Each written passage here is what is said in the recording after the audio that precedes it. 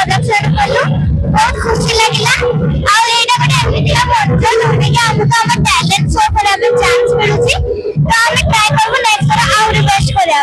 Thank you so much.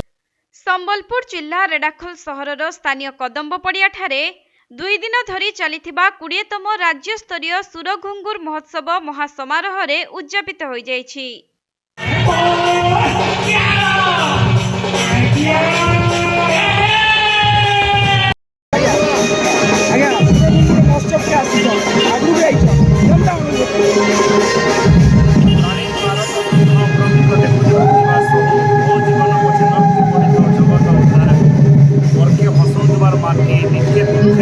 माटी रेडाखोल माटी जेने संत कवि भीमभोईकर माटी कला संस्कृतिर माटी कला के पूजा करथुवा कला के उपासना करथुवा माटी जेने दंड संस्कृति रही जे जेने कला संस्कृति माध्यम रे 12 मास 13 पर्व होइसे 365 दिन 365 दिन बिहार बोले कहा जाय पारे से माटी रे आसिकरी कार्यक्रम कर के बहुत भल लागुजे और स्पेशली सुरगुंगुर महोत्सव सब बेले संबलपुर अंचल रे स्वतंत्र स्थान अधिकार करिছে এবং এর दर्शक कला संस्कृति के बहुत भल पाइबार लेसन निजर गीत संगीत माध्यम रे समाज में बहुत खुशी लागला। Thank you.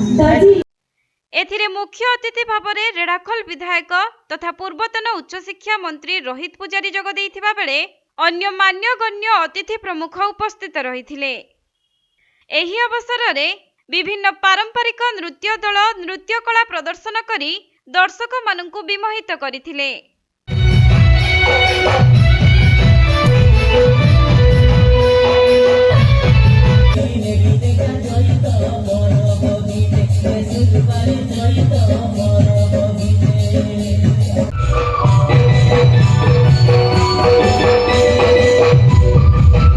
परे आयोजित महोत्सव रे विशिष्ट व्यक्ति माननकु सम्मानित करा जायथिला।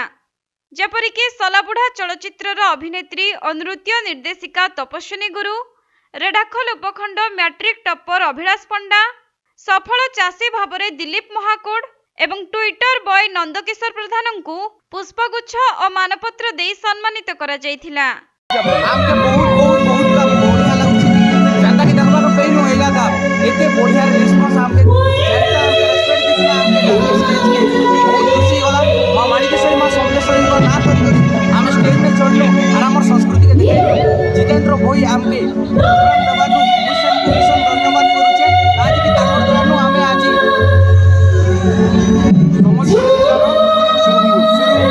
महोत्सव के आसपास गोटे पार्टी मारिछ कल्चर रो गोटे पाठ बानो आके देश के धन्यवाद लागुछि और बहुत खुशी लागुछि जे हमें स्टेज रे ई डांस के परफॉर्म करि पारलो। मां समलेश्वरी आशीर्वाद नो मां माणिकेश्वरी आशीर्वाद नो एटा के विश्व दरबार में नेक्स्ट लेवल के हमें नवार चेष्टा करमु। आपन मन कर खुशी और आपन मन को खुशी लागी ही हमें नेक्स्ट लेवल के दी पारम एति कोइ धन्यवाद जनाउछि। जय मां माणिकेश्वरी जय मां समलेश्वरी। संबलपुर जिल्लारू विनोद कुमार सेठी रिपोर्ट कोणार्क लाइव।